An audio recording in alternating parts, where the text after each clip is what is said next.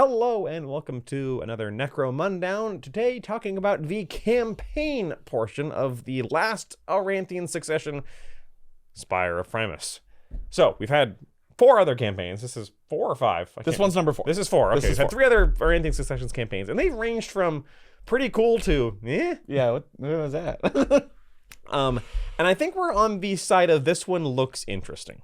This one definitely changes a lot, which, as we talked about in our Underhell's campaign review, is a good thing. Yeah. It's not the same old. There's a bunch of interesting things here. Yeah.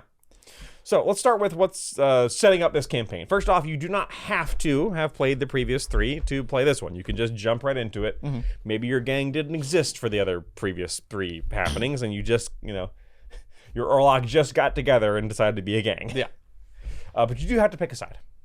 Yes, in this one you have to pick a side. There is no middle ground like all the other ones, and the difference between sides is very, very large. Yes. Some might say too big. Some might say too big. So the first interesting thing is if you are starting a new gang, it is a 1,500 credit starting point. Mm-hmm.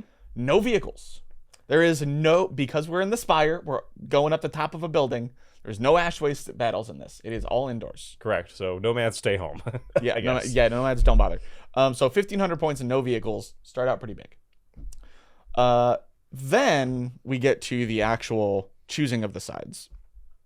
I'll start with the Imperial House because it's on my side. The Imperial House, things stay the same. Please. Helmar. Which is funny because I think we're the opposite. I want a House Aranthis and you want Imperial House. I don't like Aranthis personally, but it's not like I like Helmar either. I mean, everyone here sucks and is horrible. I just want to topple the hierarchy and, Yeah, but it's a new hierarchy that's just a psychic man. Yeah, but maybe this one would be better. I was about to say, have you read it? No. You haven't. Yeah. I'm not making an informed decision. I'm making a decision. Current politics. First and foremost, we have the Imperial House, Hera's Favored, which is Spire hunting party gangs aligned with the Imperial House can opt to include a single Sethian Spire hunter, which is in this book and we did in our review. Cool. We talked about that. The Sethian doesn't really bring a lot to the table that we found. No, and it's only for Spire hunting parties, so if you're not that, you just don't get this benefit at all. Right, yep. Kick rocks. Yep, kick rocks. And then we have the Emissaries of House Helmar, which are the, previously, you would basically pick a emissary, because it just told me, to potentially be able to take in your games, such as Dramatis Personae, and they varied in usefulness and quality, and we will see that here too. Yeah. In this, it is encouraged for you to roll a dice. On a 4+, you get to pick one, and then you roll a d3. If you roll a 1, you get Silberant Sevos the Infotech from the Ruins of Garland. Mm-hmm. I'm sure I pronounced that right. On a 2, you get Cal Jericho from the Book of Peril, and on a 3, you get Scabs from the Book of Peril. Those aren't terribly great. I mean, Scabs is great. He's got a plasma gun. Sure. Scabs is the best of that. I don't remember the Infotech right now. He was fairly recent. Yes, he was. Sevos. Yeah, I don't remember what he does either. Do you want to look it up? He was fine. He's a support character though. Yeah. See, that's my. When we get to the House Aranthis, you'll understand my problem. Right. Yeah. This is clearly not balanced. Cal Jericho is very, very, very difficult to kill. Yes. But he is not offensively very powerful. That's true. Scabs is not terribly difficult to kill, but Scabs does have a plasma gun. Fair. The fact you can get Cal Jericho or Scabs kind of... I thought they came as a pair. Right. I thought why isn't one of these Hera? Right? Like, I get in the story, she's doing her own thing. Yeah. Like, she's a little busy. She's not showing up on your battlefield. So was Aranthis. Fair. Spoiler alert. Like, he's not out there palling with the gangs during all this. Bro, yeah, like if he can find time to help his gangs, then Lady Hera should be able to find time to help hers. Apparently not. And there are other personae they could have picked too who were on side. Yes. The ones from the previous books could have been here. Busy. They're all busy apparently. Yeah, now we got Cal Jericho and Scabs. So that's not exciting. That's not exciting. In my opinion, the most important reason for taking Imperial House is when generating income from Spire districts, the gang adds an additional D6 times 10 credits to their stash.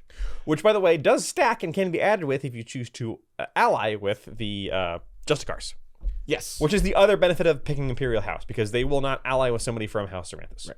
You have to pick Imperial House to do Justicars. As we talked about the Justicars, they're fine. They're okay. The biggest thing they bring you is that juicy credit bonus for killing the gang's leader. Otherwise, they're just kind of meh. Yeah, I agree. The Executioner had a really fun axe and a really slow move speed and one attack. So not really. Now clearly, then House Aranthis is going to be just the same. Well, favored of Azostium. There's a whole bunch of Prince's Orders in Azostium's armory, which we'll talk about in just a second. Basically, there's a lot of rules. Yeah, there's an entire page of rules that is not here. Emissaries of the Rebellion, same thing, roll a d6. On a 4-up, you may recruit one of the following Dramatis Personae for no cross. You can either choose or roll a d3, depending on the arbitrator's preference. I would suggest roll a d3. Yeah, let me say, okay, here's the thing, though. Let me read it first. Right. Let me first. Okay. If both players are Aranthians aligned and roll the same Dramatis Personae, they may instead choose their recruit, although their choices must be unique. Mm-hmm. Okay, sure. Like, yeah. If you both roll the same thing, you get to choose. So who gets to choose first? Yeah, it doesn't say. The Prophet of the Redemption, who we talked about in our Aranthian Succession Vaults of Temenos book. He's not bad. He's not bad. He's basically impossible to kill. Basically impossible to kill. Not terribly offensive. Almost not offensive at all. Great for Khador. But Khador, sorry. Fantastic for Khador and pretty good for everybody, actually. Yeah. He's actually...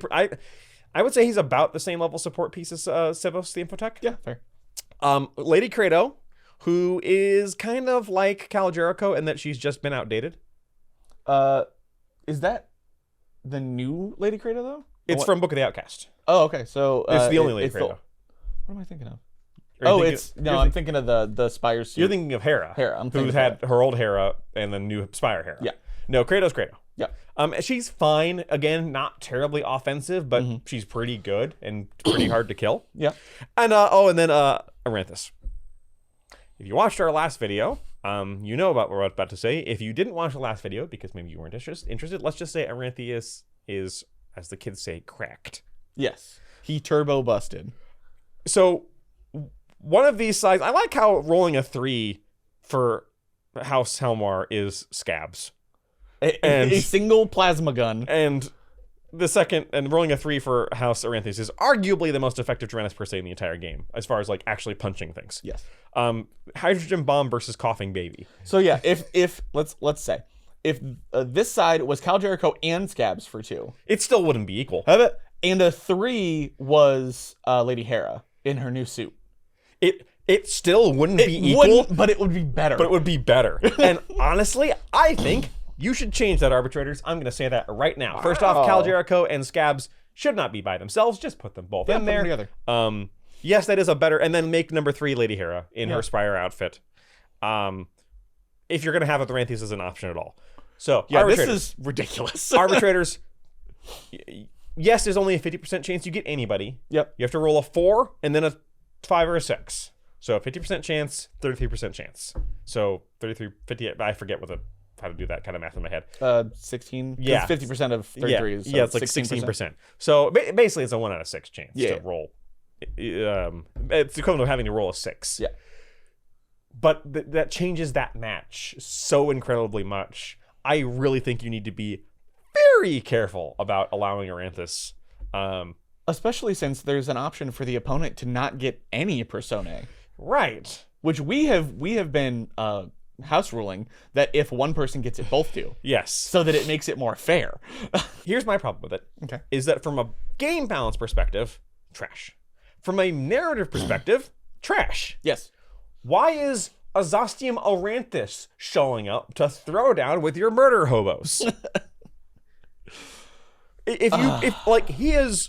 there's another video we'll do about the lore that Mitchell will just not. Yeah. We will do. You'll be a Halloween skeleton. Yeah. With your glasses on. Give up my glasses, man. You're funny.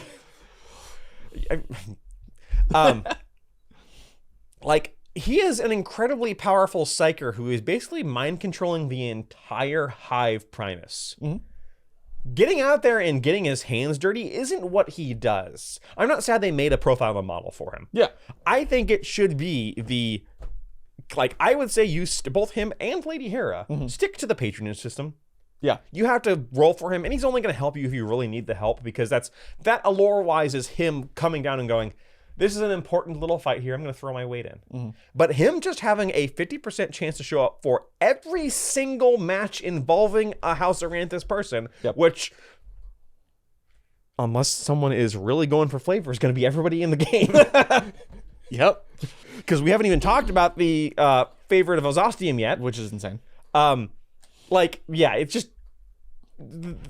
This is a great example of why, even in narrative scenarios, because we've joked about that, balance in Necromunda is a tire fire, it is a garbage fire, enjoy it. This is an example of things can be so bad that it's hard to enjoy it, because, if you pick Imperial House, you are taking a gun and loading it and putting it at your big toe. And then every match is another toe. So arbitrators either completely embrace the fact that, Imperial House is an uphill battle, which it is supposed to be. Yeah, literally. Yes. A pie battle.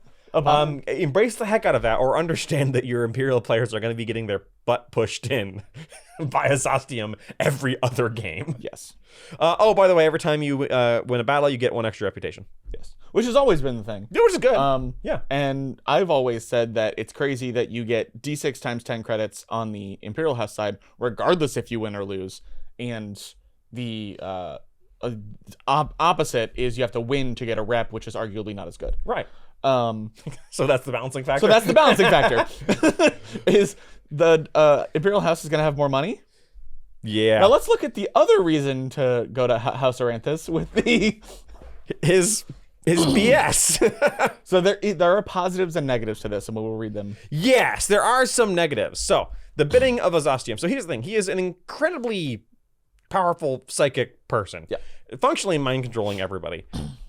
He basically specs a lot. So during any of the 4 campaigns, you can actually do this for the others. Yeah. Which is kind of interesting. Once you have pledged yourself to Ozostium, you cannot rescind your vow of fealty. He is literally controlling your brain.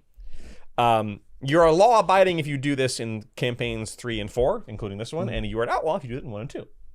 So you can either begin in Ozostium service, and for this campaign you have to, because there's no unaligned. But in previous campaigns, you can go from unaligned to this, which is something you could always do. Yeah. And like we talked about, the previous campaigns kind of push you to pick a side. Yeah, basically the further along it gets, it's it will, if you start with no territories, you just have to pick a side. Yes. Whereas the early ones were you can be unaligned if you want. This one is you don't have a choice. Right. It's one or the other. I mean, Civil Wars often worked like that. Fair. During a campaign, an unaligned gang can declare for Ozostium by having a fighter perform the swear fealty post-battle action. Okay, sure. Yeah, why not? Do you want to go to the trading post? Nah, I'm gonna pray to Ozostium. It doesn't have to be a champion. It's just I guess only Legion champions can do post-battle actions. Yeah, right? generally, yeah. So yeah, you have to give up your trading post to go to go hey, that zombie guy. To go accept cool. Dagoth from Morrowind into your heart. Exactly. Aranthian Alliance gangs cannot be part of any alliances whatsoever. Okay. And as we've talked about, alliances can be very powerful. So that kind of goes back a little bit of what we said. If you're a campaign or an arbitrator who's using alliances more than we do and kind of embracing the balancing chaos that those can bring, that's a pretty severe one. That's true. Because I can sign up with my alliance. I'm bringing the cold trader guys. Maybe that is supposed to be the opposite. You butchered your alliances with everybody. You get Aranthis. Yeah. I mean, that's actually not terrible. That's more balanced than we were just talking about. It's worth noticing that it says balancing House Aranthis and the Imperial House. The only thing they suggest there is actually balancing the number of people. They don't have any suggestions for balancing. Oh, no. They said that it should be 50-50 if possible. At least there needs to be one person in each side. Right. Yes. Otherwise, you're being a little silly. Yeah. You must fighting. Your leader gets Iron Will. Yep. Which, by the way, is the thing that stops you from bottling. Which is very good. Which is very good skill. We talked about that in our leadership skills tier list. That's one of the best leadership skills. The only reason I don't ever take it is because, like we talked about, usually my leader is doing something else, not taking leadership skills. Yep. So that's actually really good. Yeah. And just getting a free skill is pretty fantastic. Severe edge. Yep. I have Aranthis, and also I have -1 to bottle, so you can't just kill everybody else. Yeah. You got to kill that guy. The big thing is you get access to the Aranthian Armory and the Prince's Orders. So the Prince's Order is kind of not a negative. So it's side quest. It's a side quest. You have an extra thing that you have to try and do, and if you succeed, you get a bonus, and if you fail, well, yeah. So at the start of a battle, roll d6 before priority. So you do get to know who your opponent is, but it's random. You roll a d6 and consult the table. If it would be impossible for the gang to achieve the order, they generate a new one. So the orders are: number 1, strike at their heart in the battle with at least one fighter wholly within the enemy's deployment zone. The reward is when rolling to determine income from territories, the gang may reroll 1 dice from one of their territories and choose the highest. It should be noted, I don't think it said anywhere how long that lasts. I think it might just be forever. Because none of them say, like, this game or in this end phase. I'm reading this as... a one-time benefit? Yeah. Okay. If you end the battle, when you're returning rolling the income from territories, you get that bonus. Okay. Because otherwise, every time you get that, like... Yeah, that would be crazy. Thin their ranks is number 2, take an enemy champion out of action. If you do that for the duration of the next battle, any fighter that took an enemy champion out of action may add +1 of the strength characteristic of all their weapons, melee and ranged. Okay. Which does not make sense, but sure. +1 strength in melee, sure, whatever. But my gun gets stronger. Whatever. Moving on. Yeah, I think that one you should probably change to be melee only, because how is Aranthius' psychic power making your plasma gun stronger? Number 3 is stand firm, don't bottle, which you're probably not going to do because you have Iron Will. Iron Will. You get to improve the willpower characteristic of one fighter by 1, but that also just doesn't say just for the next game. So yeah, that one I think is permanent, which is weird. Number 4 is control the field in the battle with at least one fighter wholly within each of the 4 quarters. Gang adds 2d6 times 10 credits. That one? Assuming that's only once. Yep, I'm assuming that one's only once. Cut off the head, take an enemy leader out of action. For the duration of the next battle, the fighter who took the enemy leader out of action may add +1 of their toughness characteristic. That one says for the duration of the next battle. Yeah. So number 2 and what was that, 5? 3 is stand firm. It specifically says until the next, during the next fight. Or yeah, 2 and 5 specifically says. 3 does not say that. Yeah, and 1 doesn't say it either. No, which is weird. I don't, do not fall for their tricks. Don't fail any nerve tests. Improve the cool characteristic of one fighter by 1, which would be permanent. So yeah, like those are fine. Yeah, they're interesting little benefits. What happens if you fail, Josh? Fear and control, friend. He demands a sacrificial tithe during the wrap-up step of the post-battle sequence. Should an Aranthian aligned gang have failed to follow their order, they must select a member of their gang other than the leader at random. That fighter is immediately killed. They are deleted from the gang's roster, and their weapons and war gear are returned to the gang's stash. So he just takes someone at random that's not your leader, but could be your champion, murders them. Yes, for failing his duty. It is the you have failed me. Yeah. For the last time, and Admiral Piet, and just like okay. So that's a pretty good balancing factor. That seems very strong. Yeah, some of these are harder to do than others. Like, yes. In the battle with at least one fighter wholly within the enemy's deployment zone, depends on what you're playing. Yep. But fairly easy to do, but you really have to devote somebody to doing that. To just running there the whole time or, infiltrating or whatever. Right. Take an enemy champion out. Taking the enemy leader out, if your opponent knows these, which they do, they could just go, oh, so the easiest way for me to delete someone from your roster is to hide my leader. The real fun part is this is after setup, but before the first roll. So it's like you don't know which one you're doing until you set up on the board already. Which might help feel like your opponent can't put their leader back. That's true. So it's after they set up as well. Don't fail any nerve tests. Hey, remember how the willpower check thing we talked about with a -3? With a -3, yeah. That's now best in slot for house gangs, because take that just so you can ruin your opponent's day. Yep. Don't fail, you're going to die. Don't fail, you're going to die. So like some moderate upsides to a very big downside. Right. Yeah, depending on how you roll. That is a pretty big downside to getting Aranthus half the time. So a sixth of the time. A sixth of the time. So this is when you put Aranthus on the board? No, this is every game. Just every single game? At the start of a battle. No, yeah, this is every single... okay. Because remember, he's psychically controlling everybody at all times. Yeah, that's true. And that is a pretty big downside. It is. You also get the Aranthian Armory. This is a big upside. Right. You can add the following war gear and weapons to the equipment list of each fighter in the gang. So everyone, down to the juvie, gets this. An Aranthian pattern plasma pistol, which is 70 credits. Though that better be good for 70 credits. And is 20 more credits than a normal plasma pistol. And what you get for that is an overcharged plasma pistol that does not have over the hot. Oh. It's short range 6, long range 12, strength +1. Short range +1 to hit. Yeah. Strength 7, AP 2, damage 3, ammo 5, but no scarce. No scarce either. And no So there's not a choice. No, it's always overcharged. It's always overcharged with no downside. You think the Imperium would have access to that? Well, apparently he either got it by raiding somebody's house and they just weren't sharing, or he got it from his own cache. I guess. Buried with him or whatever. Sorry, it's not Aranthian pattern, it's Arrhenius pattern. Arrhenius pattern. Whatever. I mean, that's really good. That is really strong. That is really strong. Especially when you can give that to literally anybody. It is, however, 70 credits. You still got to pay the man for it. He's not like that willing to help you. An Arrhenius pattern melt-a-gun is 115 credits. They melt-a-gun for 20 credits less and doesn't have scarce. Wow. Okay. So cheaper and better? Yes. That's crazy. The Arrhenius pattern Power Fist is a Power Fist with no unwieldy. Still strength +3, AP 3, 3 damage, melee power and pulverize, but doesn't have unwieldy. Wow. The Power Greatsword. Power Greatsword. Which, as seen in Darktide. Power Greatsword is a 2-inch versatile. +1 to hit at long range.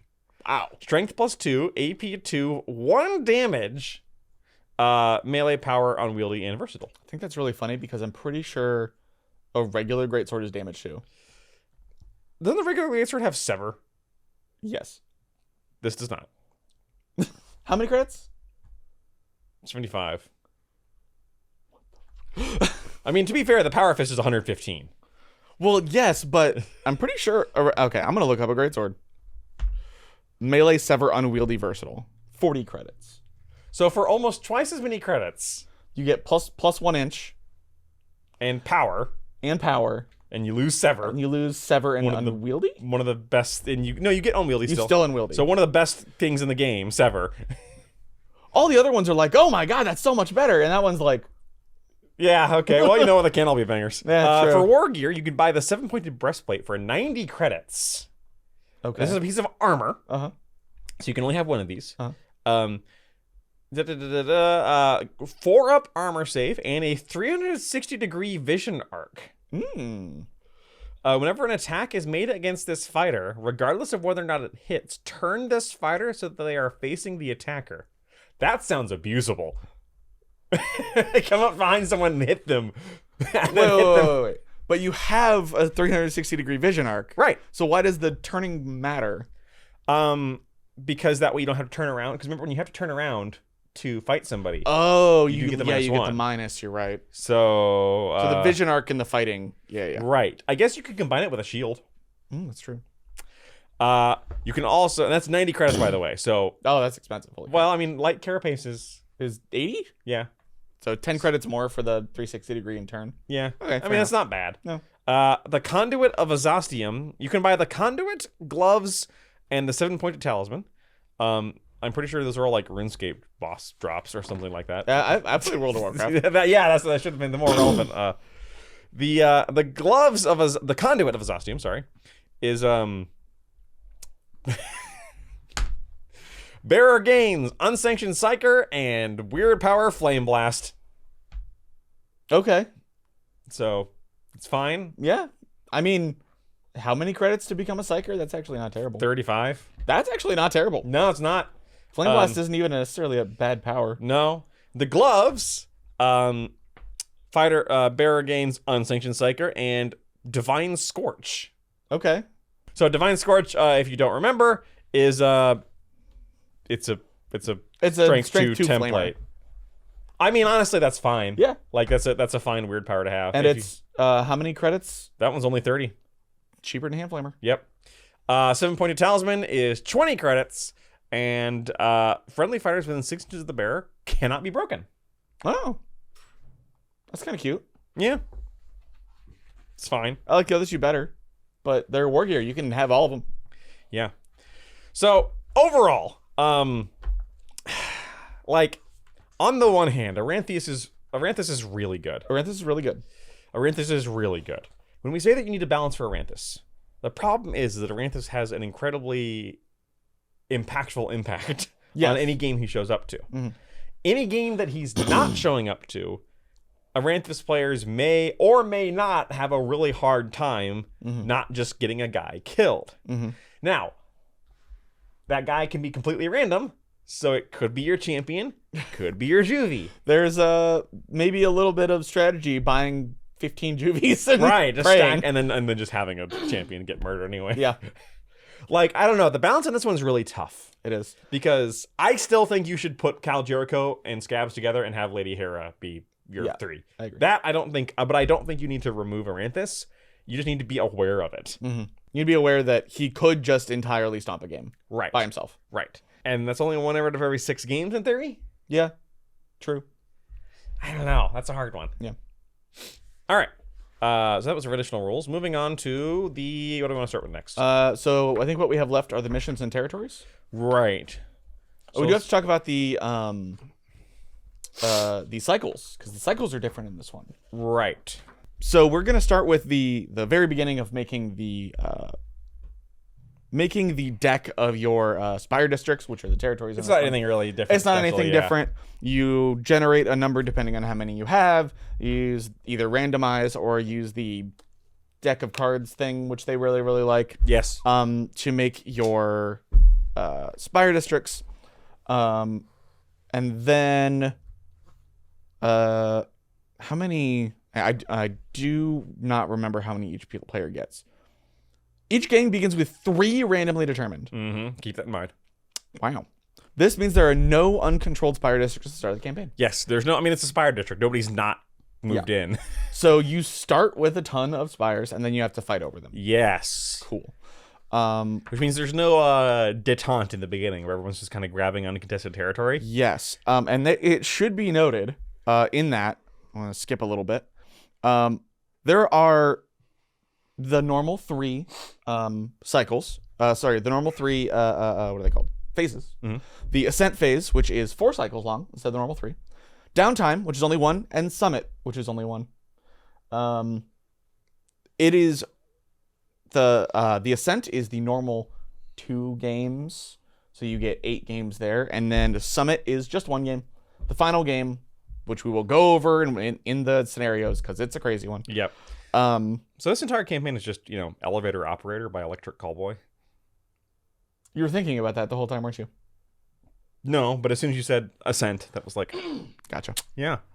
We're going to go over all the different districts because some of them are wacky and crazy. Some of them are bleep. Some of them are... Flipping nuts.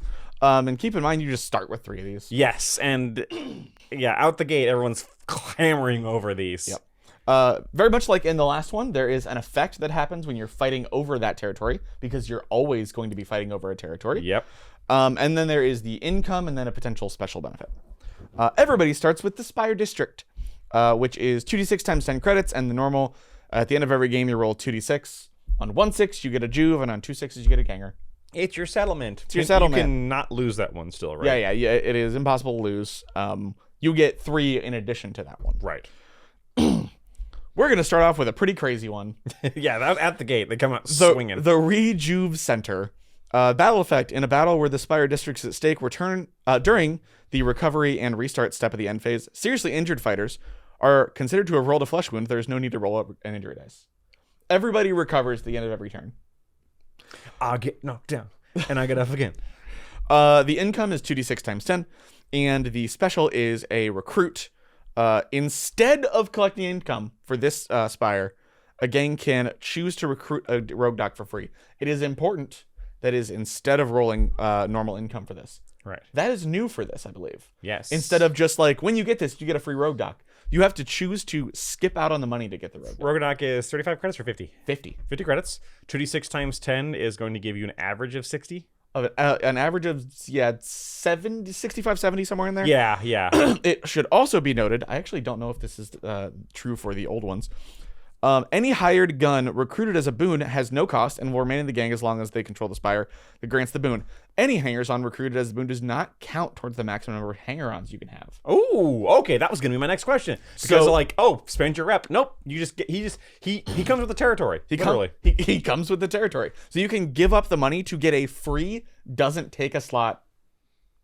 Which, if you can afford it, you probably should. Yes, you definitely should. I would basically always do it. At least once, because dang, that's good. Now you can't stack that effect, right? You can't get like 3 rogue ducks. Oh, I hope not. Rules as written, you could stack rogue ducks, because you can have up to 3 rogue ducks in a gang, right? Yep. Now 3 rogue ducks doesn't help you unless you need multiple people. It's not like ammo jacks. Yeah. So I don't know if you would do that, but you could, in theory, do that. Just keep Rules getting as rogue written, ducks. you could if you want to lose the 2d6 times 10. As arbitrator, I would say you have to model every single one of them. Yep, they'll all be different. Next is the Spire Factoria. Spire. In a battle where the Spire district is at stake, Spires can reroll 1 or both dice when rolling for hunting rig glitches. Okay. All gangs ignore the out of ammo symbol on their firepower dice. No one can ever go out of ammo. Everyone's got ammo. Scarce doesn't exist. Scarce doesn't exist. The explosion doesn't exist. No. None of it. You just can't go out of ammo. So plasma guns always hot. Well, you get to ignore the out of ammo on the dice. You don't get to ignore the out of ammo dice. It says the out of ammo symbol. Does that mean the plasma guns are always... I think so. I think so. I could make an argument either way. I'm on team don't overcharge your plasma guns because I think it's like in Necromunda, most of the time it's flat worse. Yeah. But sometimes you just want strength 7 AP 2 3 damage. Yeah. And I mean, not having scarce is still insanely good. Right. Oh, yeah. Oh, and the credits are 3d6 times 10. Yeah.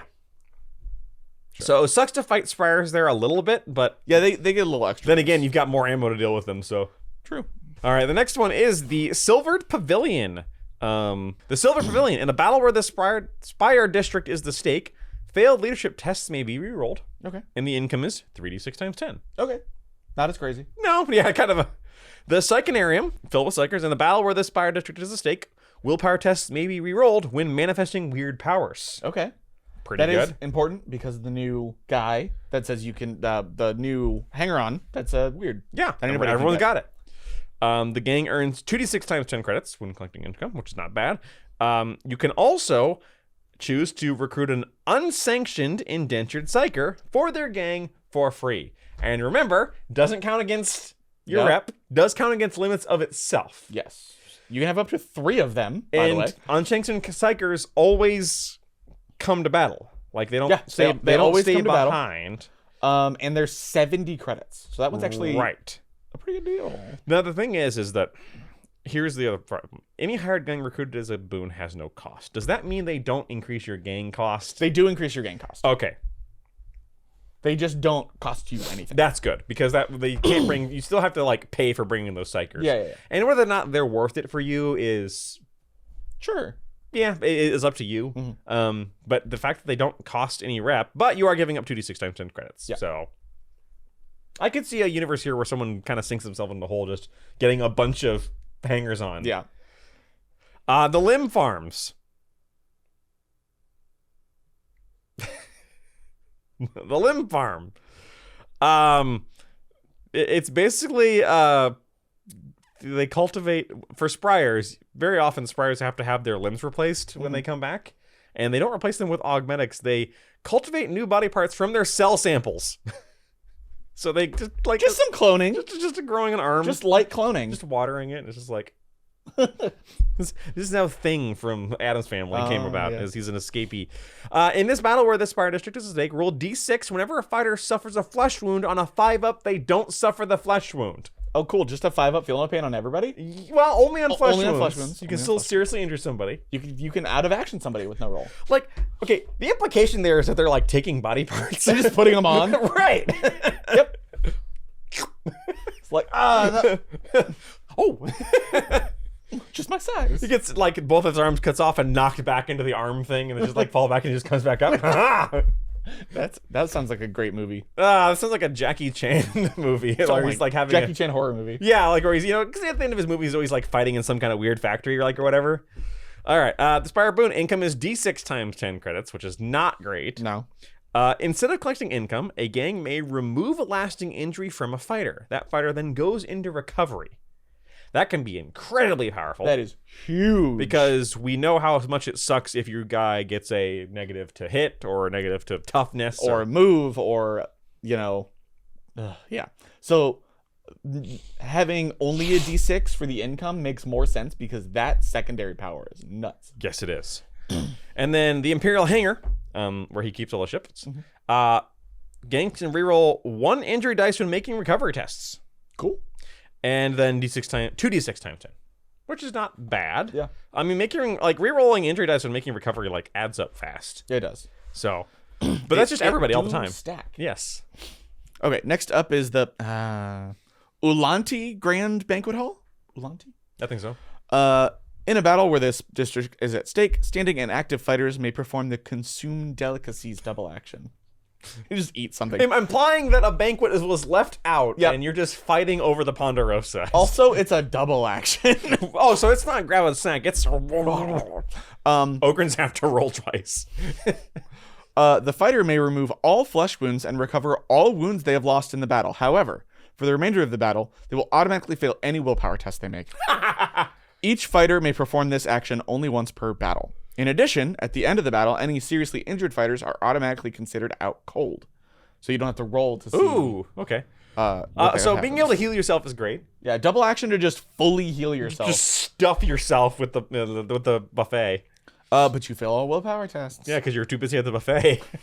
2d6 times 10 for the income, or instead of generating income, you can get a slopper for free. And the slopper's not great. And it's only 20 credits and you're giving up 2d6? Yeah, that math does not math. That math does not. Just buy a slopper. I mean, it doesn't take up a slot, Yes, that is true. but sloppers are not great. No, they're not. The Jaegerkin Forest Domes is next. In a battle where this district is at stake, the visibility 10 rules in effect. Okay. Gangs earns 2d6 times 10 credits when collecting income. Instead of collecting income, you can recruit a Hive Watcher, which is the new one, for free. And which we talked about is not great. It's not great. They're also really cheap. Yes, they are very cheap. Again, doesn't take up a slot, so it depends on how much you want it. Yeah. But losing 2d6 times 10 kind of bad. Next up is the House de Catalis. Can you say that less racist, please? House de Catalis. De Catalyst. De Catalis. De Catalyst. In a battle where this Spire district is at stake, no scenery should be placed within 6 inches of the center of the battlefield. This area is considered to be the stage. Any melee attacks made while within the stage may reroll failed hit and wound rolls. Oh. There is no income for this one. There is only the special. Any melee weapon the gang purchases, each post-battle sequence increases has its availability decreased by 1. So, instead of being illegal 6, illegal 10, it goes down to illegal 9. Yeah. Okay. So it's stuff's slightly easier to find, but you don't get any actual money from this one. Yeah. So, but that could, and it's melee only. It is melee only, so Vansar do not. So that's engage. Thunderdome, basically. That's Thunderdome. You put that in the middle, and it's 2 men enter, 1 man leaves, it's for the corpse grinder to stand in the middle and go come at me and get shot. Because there's no cover. there's no cover. Exactly. It's Now the you corpse grinder and then the Indiana Jones. It's I like it. We'll talk at the end about this. Okay, so the next one is the Onmyodo Temple, but I thought that said, oh my god. Oh my god. The Onmyodo Temple. In a battle where this Spire district is at stake, fighters are considered to be in partial cover when out in the open, and in full cover when in partial cover. Nice. So basically +1 of your cover. All cover all the time. All cover all the time. You get 2d6 times 10 credits. It's no special for this one. Nope. So just all cover all the time, and you get 2d6 times 10. That's fine. Yeah, okay. The Vaults of Primus, in a battle where the Spire district is at stake, any credits awarded by the scenario are doubled. Ooh. And the thing itself is, the boon itself is 3d6 times 10. Wow. No bonus, but 3d6 times 10. Money on money. Yeah. Keep fighting me here. I want more money. Yeah. Please come in the vaults, please. Can you shoot at me in here so I can get paid for this? Taunting them from inside the door. Yeah. The Grand Cathedral Imperialis. It is what I think it is. In a battle where this Spire district is at, Caudar gangs generate an additional D3 faith dice during the end phase of each round, which is pretty good. That's pretty good. All other gangs can reroll 1 hit or wound dice once per round. Ooh. That's actually almost better. That is pretty good. Just yeah. a full wound reroll, like we talked about, that's incredibly difficult to get in Necromunda. Rerolls are aren't a big thing in Necromunda. It's one of the reasons I like the game. If when your opponent misses, you get to join them missing, but not in this case. No. That's actually really powerful. Only D6 10 credits from this income. The enhanced boon, Cotter gangs only can get an additional 3d6, not additional, sorry. A Cotter gang earns 3d6 times 10 credits. So instead of one, so you get an additional 2d6. Yeah. It's not an additional 3d6. You still get 3d6. So if you're Cotter, you want that one. Yeah, very much. The Imperial Stare. Yeah. I know, STAR. Oh, okay. In a battle where it's at stake, the winner of the scenario may recruit a ganger from their house list for free during the update roster step. Nice. So win the battle, get a free ganger. Get a free ganger. 2d6 times 10 credits. Okay. No enhanced boon. What's the next one? The Xenos Archives. What card is it? The Ace of Spades. Did they say it right? Ace of Starship's the Ace of Spades. I'm just a huge Motorhead fan. I know one song. Don't worry, they all sound the same. In a battle where this Spire district is at stake, weapons lose the scarce trait. If Did we they do already do not this? have the scarce trait, they instead gain plentiful. Okay. So very similar to the other one. Yeah. The income is D6 times 10, and a special is the gang treats availability level of the first illegal weapon they purchase during each post-battle sequence as common. Oh, common. Common. So you get to get illegal weapons all the time. Uvath puzzle box. Yeah.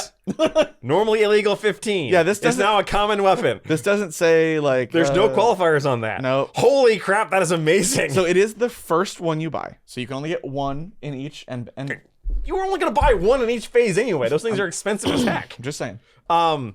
That's actually incredibly good. I know. I love that. Next up is the Cinderac Cleansing Hub. In a battle where this Spire district is at stake, fighters may reroll their willpower tests. Yeah. It's at least willpower is a useful skill Yeah. instead of some of the other ones. Yeah. And 3d6 times 10 for credits. There you go.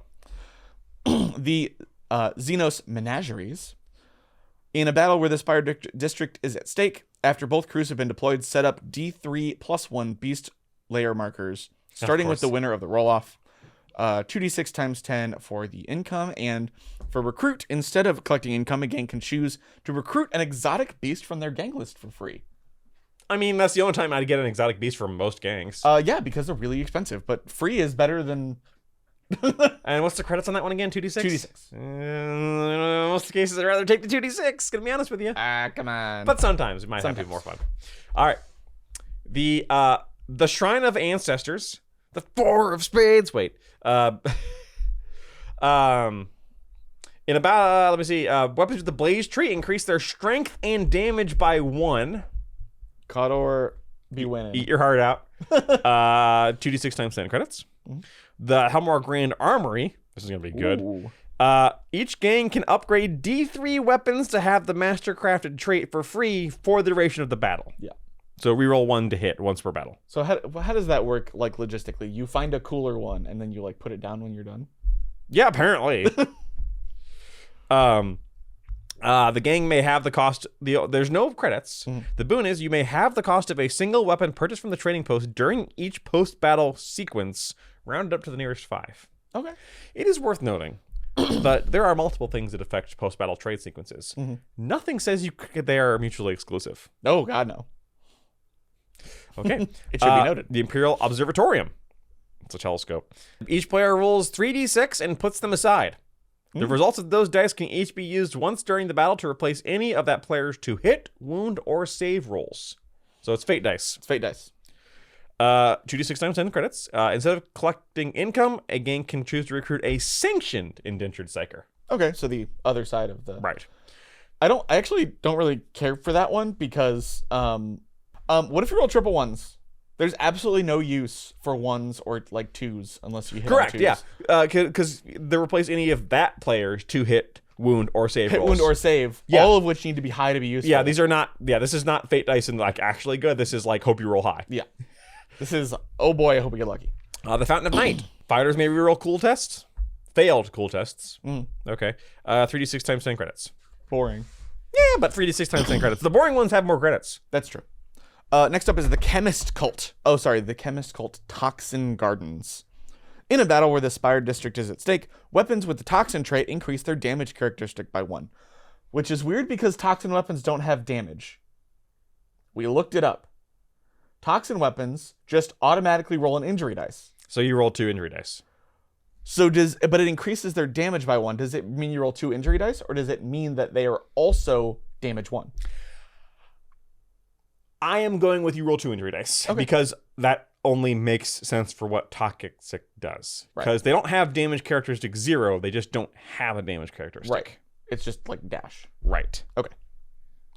The income is d6 times 10 unless you're Escher, and then it's 3d6 times 10. Okay, so not bad. The Escher one. Fear Lounge. With P-Y... Phyrr. Which is the name of the fear cat that the Escher get. Yep. Which is funny because the other one's the Escher one. In a battle where the Spire District is at stake, after both gangs have deployed their starting crew, but before rolling for priority, both players select 3 of their fighters. They gain the Berserk skill for the duration of the battle if they don't have it already. +1 attack on the charge. Yeah, not bad. Yeah. There is no money for this one. It is equipment. While it controls this Spire District, 2 fighters in the gang gain Stim Slug stashes for free. Stim Slug slashes are very good. Very good. And they're what, 30? The big thing is they're like 35 credits, but they're usable, so you don't... Yeah. They're consumable. Yes, they are very strong. The Gris Circenses. The Fighty Pits. The Gris Fighty Pits. In a battle where the Spire District is at stake, fighters may reroll their failed rolls to hit when using weapons with the melee trait. In addition, Goliath gangs subtract 1 from all bottle checks. Ah, there you go. D6 times 10 for regular gangs, 3d6 for Goliath. There you go. The Mercury Palace. Additional 4 loot caskets are placed upon the battlefield. Gang that opens the most loot caskets during the battle earns an additional 2d6 times 10. This thing is worth d6 times 10, unless you're Orlok, and then it's 3d6 times 10. Why is Orlok's things money? Is there a lore reason that it's just like they have all the money in the world? No, House Ranlow, whom they who they report to, is the Imperial accounters. Like that vault was theirs. Is the Ranlow vault. So there is a reason. It just annoys me that they have so many credits. They're the traders. They trade. They move things. They're They were originally supposed to be like the biker gang miners, right? They were always kind of the biker gang miners and traders, though. Yeah. Like they were always the road crews and the miners and the salvagers. One thing I don't like about this is you get 4 extra loot caskets, and so it is very possible for people to tie. Yep. The Stellar Dome. It's really stellar. 3 fighters belonging to the challenged player gain Infiltrate if they don't already have it. If they do already have it, they can eat crap. D6 times 10 unless you're Dlock, and then it's 3d6 times 10. Arum Valley Tech Tower, gold. This is the Van Sar one. Fighters can reroll all failed ammo tests. I mean, it's kind of less exciting compared to what we've already seen. D6 times 10 unless you're Van Sar, and then you get 2d6 times 10, not 3d6 times 10. Wow. Favoritism. Additionally, everyone gets the first weapon the gang purchases in each post-battle sequence is considered to be common regardless of its rarity level or illegality level.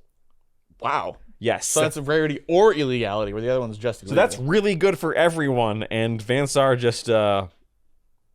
They can reroll their ammo tests. Yeah. No, their failed ammo checks. Yeah. Which is important for them, but... It is. And that's all of the... all the territories. The districts. Lot there. Each one is going to affect the game in a pretty significant way. Yes. Some of them more than others. Like, rerolling your failed willpower tests is not huge. But it can be, depending on how you build. Getting these at random is kind of funny because it's like the chances of you being the one that, like, Van Sar that gets the Van Sar one is pretty low. Yeah. So you gotta kind of fight for the ones that you really want. Right, which is cool. Which is great. Yeah. Let's talk about the scenarios. Yes. Are we going to go in depth with them, or are you just going to talk about like the one that really matters? We can talk about the one that really matters. The other ones are... They're fine. They're fine. They're fairly straightforward. One of them is like leaving from the highest point, which is in the center of the battlefield. One is like getting to the other side of the board. Like they're okay. Nothing in here is super problematic. Nope. I do like the Mania of Worship and the Hive Riot, which is basically when you roll for their lasting injuries on a failed roll, they don't die. You remove all wounds and flesh wounds and conditions, but at the end of the game, they still get a lasting injury. So they basically like are ravenous with worship. Yep. I love that one. That one's fun. Breach the Spire, which is get to the middle. Hive Lockdown is not very interesting. No. You have to get in 4 different table quarters. Psychic War is the sanctioned psyker thing, and you're like trying to take out the psychers. Yes, and they will try and kill you. Yep.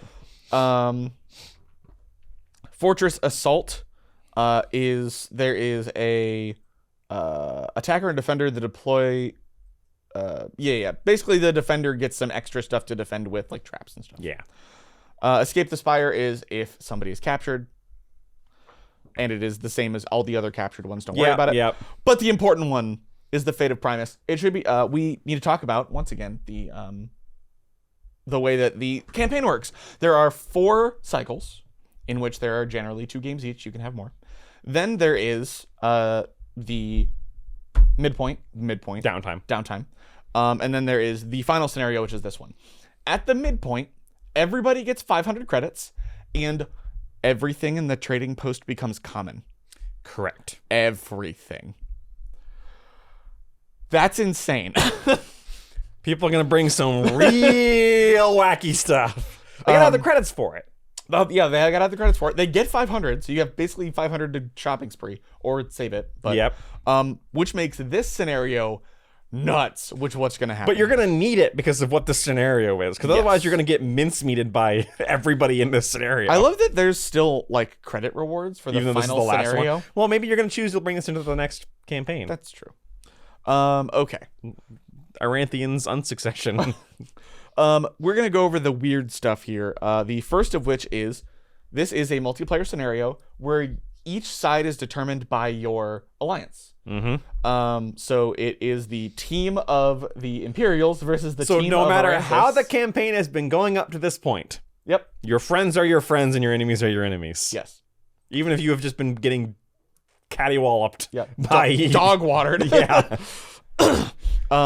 Each side has a combined total of custom 12. So each side gets 12 players. Yeah. 12 models. 12 models. And worth noting, like, if you have 12 players in your campaign, this is supposed to be a 12-player game. Yes. Just So it generally it maxes out at 8 because it wants you to have 8, but still, this is an 8-player game. right. Deployment is completely normal. You cannot have any Dramatis Personae as a part of your crew. No. Because they're all here. Because they're all the gang's all here. All the stars are here. Each player can choose 2 gang tactics depending on your house rules. This is the weird part. Once the gangs have been deployed, starting with the team aligned with the Imperial House, each side deploys one of their team's Dramatis Personae from the following table, wholly in their own territory. The teams take turns deploying the others until all characters on the table below are deployed. Lady Hera in her hunting rig, by the way. Yeah, well, she has to be. Cal Jericho and Scabs, who are again separate, and you don't have the other guy here. No, well, he's an infotech. He's not going to show up to this. That is so not his job. And then Aranthis and Kratos. He's only, like, let's just be clear here. The infotech is only there because House Delac has a really big part in the lore in bringing Helmar back. That's true from what I've heard. Because they're actually very, well, maybe not very loyal to Helmar, but really don't want Aranthis to win. Yeah. That's the only reason Savos is part of the whatever. Mm-hmm. Anyway. During their turn, sorry. The other side, House Aranthis, gets Aranthis and Lady Kratos. Yes. And the other guy's not there. The other guy's not there. Who was the other guy? I don't remember. It's the guy with the hat. Oh, the prophet. The Pope. Yeah, because he died. Because he died. But also because this is 3 activations on 3 activations because Aranthis gets 2. Right. During their turn... yeah, because that's what they're really what they care about at this point. Yeah. During their turn, any player can choose to activate one of the Dramatis Personae on their team rather than a member of their own gang, so long as the Dramatis Personae still has activations remaining. Dramatis Personae cannot bottle out during this scenario. They can only leave the battlefield by being taken out of action. Rather than taking turns individually, the turns are split up between teams. Basically, each team has an initiative, and you have to determine within your team who is going next. Right. Victory condition. If all the champions of House Aranthis are taken out of action, the team aligned with the Imperial House, and all of its players are victorious. If the champions in House Helmor are taken out, the team aligned with House Aranthis, and all of its players are victorious. Basically, kill the named characters. Yeah. You get 46 times 10 credits for winning, and losing gets you D6 times 10. Woohoo! Victorious King gets 3 rep. All fighters aligned with Imperial House within 6 inches of Lady Hera, and fighters aligned with South Aranthis within 6 inches of Aranthis increase your attacks characteristic by 1. Yep, you punch harder. Punch gooder. So this is a 24 model, potentially 29 model, potentially 8 player game that is fight to kill the named character models. Correct. This looks sick as hell. Credo's gonna die immediately. Scabs has no chance. Scabs is gonna die immediately. Credo's gonna die immediately. It's gonna be Cal Jericho by virtue of his not getting killed BS, Yes. and Aranthis is probably still gonna get gunned down by 12 people. Yeah. Because remember, everybody bought all the best stuff. Yes. Someone is gonna like run up to Aranthis with a puzzle box and just go dodge this. I was gonna say with a Melta, but yeah. No, the Melty, he's got an invulnerable. Oh yeah, he's got a forward vulnerable. Yeah. Like, but no, someone's gonna run up with the puzzle box and roll 46 attacks and just see what happens. So this sounds so fun. So the challenges in this mission. Number 1. It only says each side gets 12 people. It doesn't say how you're supposed to divide by that. Nope. Arbitrators, it is your job to make sure everybody is represented. I'm not going to say evenly. I will say equally. Yes. Because, and you're going to have to play this by ear. And as usual, make sure that no one is social engineering their way to having more fun than someone else. Yes, I agree. Like so if someone's like, oh, but all my guys are way cooler, so I'm going to have 8 of the 12 slots. If you want to win, yeah, like that guy needs to first off have a good talking to about what the heck he's doing here. Yeah. Second off is like deciding who gets to activate. Yeah. Now that is less of a problem because it's like each guy only gets 1 activation. Sure, but do So- I get to activate my guy or do you get to activate your guy? If I don't activate my guy, I'm going to die. That's true. If I don't activate my guy, I'm going to die. Who goes to go? Roll dice. Yeah. During this is my Make it random. Make it random. Roll dice. Like make it random unless people can agree. I mean, if people have tactics, Yep. then they like go. Okay, no, you do this, and I'm going to do this. And you could decide if you wanted to. If you wanted to, you could bar communication from. You could bar discussion of tactics. That sounds awful. If like depending on how chaos you wanted this to be. That's true. Oh my god, each side could have up to, because there's 8 tactics cards. Yep. Oh my god, this game's gonna be ridiculous. Yeah, things are gonna get real stupid real fast. Yes. In the best way. In the best way. So In yeah. the Necromunda way. Yeah, this is a very fun one. Phase swords are your friend. If you can get a hold of anything that ignores field armor, you're gonna really want it because everyone's got crap here. Yep. Kill Scabs fast. He's got a plasma gun. And to be fair, we do have Lady Hera who has a phase weapon. Yes, you want to like the lore. You want to throw Lady Hera into Aranthis, Yeah. but you don't want Lady Hera to get hit by Aranthis because she's not gonna do too well at surviving Yeah, that. she's not going to survive him, and he might not survive her, so it's kind of Honestly, Jericho has a better chance of not getting killed by Aranthis because Jericho just has the I don't get hit bullcrap. Yeah.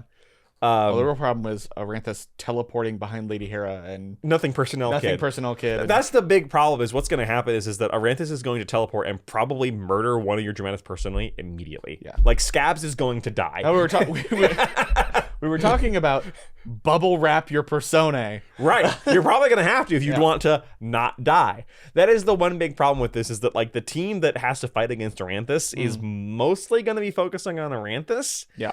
I do not feel this is balanced. Oh God, no. Like the team with Aranthis shouldn't get 12 people in my opinion. They should get fewer. Especially since if the choices earlier have anything to say about it, this is not going to be 4-on-4. Yeah, This exactly. is going to be 2-on-6. Which is why they didn't say per player. Yeah. But still, it's going to be like gonna be a fight. Yeah, it's gonna be things gonna get wacky. Yep. And that's how your campaign will end, and hopefully it'll be a fun one. Now, one other thing I want to talk about was something I really love here. Ooh, okay. Is terrain. Ooh. You have the opportunity here to use and make terrain unlike anything else we've seen in Necromunda. Okay. Because I think, correct me if I'm wrong, this is one of the first times we've ever gone up Hive. Yeah, I think we don't right. go up Hive much. We're a bunch of murder hobos with trash. We don't really get to go hang out with Why the are cool people. Kotor in the throne room? Well, in this case, it was because, like... We're storming the castle. well, I think it's like, someone's got to do it. Yeah. Like, this is what I have. I've got a bunch of murder hobos. You with the shotgun, can you read? No. Go attack the golden guy. Go. All right. Okay. Oh my god, he did it. He did it. Yeah, he did it. Cut to a murder hobo with a flamethrower, just like... I did it. Emperor! There's a gene stealer cultist there. No one knows why. Yeah. You refuse to acknowledge the corpse grinder cults. Just the gene stealers are worse of those. At least corpse grinders are, recognized. Yeah, I mean, you don't know they're actually a cultist. You Yeah. just know they're a corpse grinder. Yeah. Like, where's the guy with 3 arms? Yeah. He got it from the limb farm. It's fine. Yeah. Never mind. 2 gene stealers have to... Yeah. Get extra arms. It doesn't matter. But anyway, all of those districts Yeah. are amazing things that you could do. Oh, yeah. What I can't wait to see is when someone does something that is a discrete... I'm not going to say necessarily a discrete board, but a discrete pieces for some of these districts. Yep. Like the House de Catalyst. Yep. Where it's the stage. Like, make a stage. It's a 6-inch stage in the middle. Like, rows of, I don't know... Chairs. And pillars and boxes and... I mean, the limb farm is being like a bunch of different, like, trees. test tubes and bottles and... It's trees, but everything's limbs. Like, that's got to be... I'm sure that's my mini factory out there. The meat trees. The meat trees. We did it. The limb farm is the meat trees. We found a root use for the meat trees. The banquet hall should just be like the most elaborate, like all those STLs you've got of food. Yeah. Finally go to use. It's just tables and tables of the most delicious food. The menagerie is obviously the menagerie. Just so much here you can do. Yeah. Really just eat your heart out. And obviously, see, all the other ones are like, you're in another trash pit. Right. Or you're in the ash waste. It's a desert. Right. And then to be fair, that is far easier. It is significantly easier, but it's not as cool. And it is worth noting that all this is battle zone. So yes. None of this should probably be pristine. Yeah. Especially when it's like the 4th time you fought over it. Yeah. The food gets considerably worse. It just gets like more and more rotted. Yeah. Did you play Darkest Dungeon?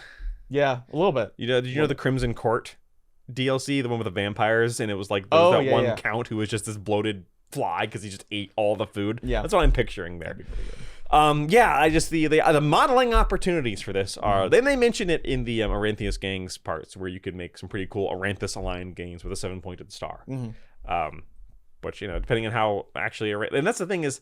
One of the reasons I don't like Aranthus is like psychic power BS solves everything means that nobody in your gangs who, if you're playing Aranthus, actually has free will. Yeah. We don't worry about the free will. But overall, I'm pretty excited to play this campaign. Me too. So I was a little iffy on it. I was more excited to play Underhells because it was a big change of pace. And like leave this one for later. But this one is different enough that I'm very excited to play. Yeah. I'm still going House Helmore. And I gotta go Aranthus. Yeah, well, I'll see you in the battlefield. Yeah, exactly. And we will see you later when we talk next. There's going to do a brief lore video that probably won't come until the new year, honestly. Stay tuned for our wrap-up for 2025. Let us know below what you think of the book, if you've got it yet. If you've got one of the limited time-only books, apparently. I hope that's not true. It's still up as far as I know. Yeah, I think that's still there. Let us know below what you think, if there's anything you're excited for. If you think that Sevos is actually a fantastic model who is totally the equal of Aranthus. No, it's Scabs is the Scabs. Aranthus. But hey, if he gets the through the invulnerable save, Aranthus is going to die. And if you want to talk to us, check out our Discord linked below, and we will talk to you later. Bye.